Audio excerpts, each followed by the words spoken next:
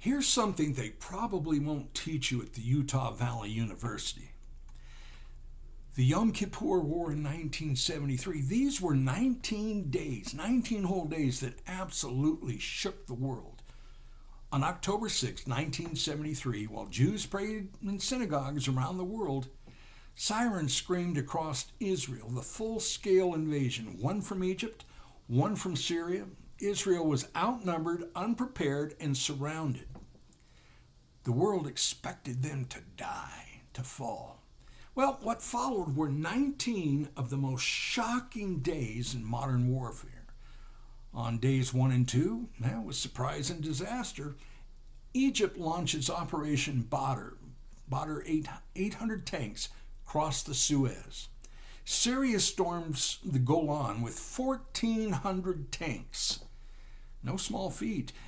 Israeli lines collapsed in both regions rather quickly. Entire units are overrun.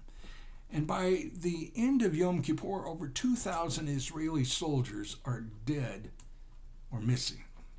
And the source for that, IDF battle reports, Itzhak Rabin archives, and you can find lots of them. On day 3 through 5, holding the Golan, Israel mobilizes reserves and sends 350 tanks to the Golan. And they were outnumbered 10-1. Israeli crews hold the high ground. I want you to imagine that, outnumbered 10-1. See, it doesn't matter how big your enemy is, it's how big your God is. The tank commander, Avigdor Kahalani's unit, becomes legendary. Quote, they ran out of shells before they ran out of courage. Syria, end quote, Syria loses more than 1,000 tanks and begins to retreat. On days 6 through 8, the Sinai counterattack happened, and there was a setback. And this was October 11th and 13th, or through 13th. Israel launches a counterattack across the Sinai. But Egyptian forces had prepared a deadly trap. Oh, they're sly. 260 Israeli tanks destroyed, and one failed assault. It's the worst armored loss in Israel's entire history. They lost men and they lost faith, but just for a moment. On days 9 through 11, oh boy, a turn begins. This was October 14 through 16. Egypt, they were emboldened. They launched an offensive beyond their initial bridgehead. And the IDF lures them into the open, and hundreds of Egyptian tanks are destroyed in 24 hours. Israel identifies a gap between Egyptian armies and plans a daring maneuver. On days 12 through 14, Operation Stout-Hearted Men. This was October 17 through 19, 1973. Israeli forces led by Ariel Sharon crossed the Suez Canal. They built a pontoon bridge under fire. They cut off Egypt's Third Army from the rear, and they began encircling 20,000 enemy troops. Israeli tanks now sit 60 miles from Cairo.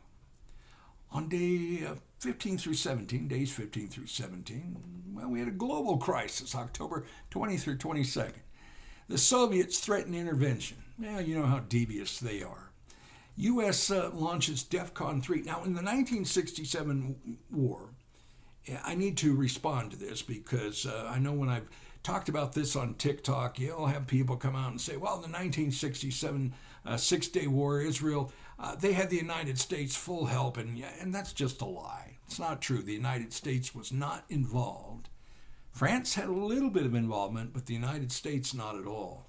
Not at all. But in 1973, something miraculous happened. U.S. launches DEFCON 3, a nuclear alert. Yeah, Russia, take that. And the world teeters on the edge of World War III. And the UN pressures both sides into ceasefire talks. And you can, for sources, National Security Archive, UN Resolution 338, if I remember right. On days 18 and 19, the final skirmishes and ceasefire. Despite the ceasefire, fighting continues in the Sinai. And Israel, they tightened their hold around Egypt's Third Army. They could have destroyed them. After a final tank clash, all sides stand down. Over 2,600 Israelis and over 16,000 Arabs are dead. But remember, they attacked Israel, not the other way around. And for sources, you can go to the BBC Timeline, New York Times, still a rag newspaper, but a little better back then, 1973 archives, and the Israeli Foreign Ministry. Well, there's a lot of stuff out there. So, the Yom Kippur War nearly broke Israel. But as I said earlier, it doesn't matter how big the armies of your enemy happen to be. It's how big your God is. It changed the Middle East forever. It proved peace wouldn't come from weakness. And it shattered the myth of Arab military dominance. And the war ended in 19 days. But the truth, well, they're still trying to bury it.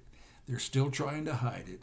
You read some of the publications there, and it's, well, we actually beat Israel. Yeah, come on. If you never heard this in school, and I guess if you went to Utah Valley University, Princeton, Harvard, many of these other schools that don't teach you anything worth living, well, they don't teach, they indoctrinate. If you never heard this in school, if your media never mentioned it, this wasn't an accident. It's on purpose. So let me know if you've enjoyed this content. Subscribe to this channel, follow, like, comment, repost, share, and follow for part 2, which we'll have later on, the miracles of Yom Kippur. That's right. Did you know there were actual miracles that happened on that day? Well, stay tuned. And again, you can follow some of the content that I may still have on TikTok at the At My Life Before I Go channel. All right? So God bless. We'll talk later.